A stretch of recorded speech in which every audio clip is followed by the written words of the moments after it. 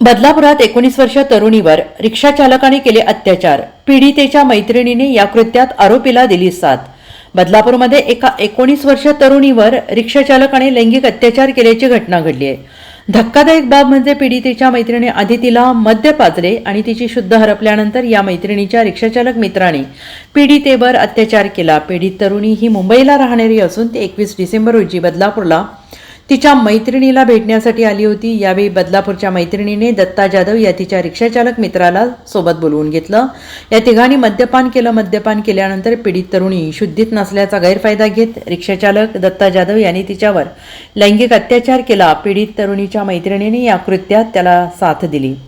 पीडित तरुणी शुद्धीत आल्यानंतर तिचा हा प्रकार लक्षात आला आणि या प्रकरणी तिने 23 डिसेंबर रोजी बदलापूर पूर्व पोलीस ठाण्यात दिलेल्या तक्रारीवरून पोलिसांनी गुन्हा दाखल केला आहे. आणि अवघ्या 12 तासात नराधम रिक्षाचालक दत्ता जाधव याला खरवई परिसरातून बेड्या ठोकल्या.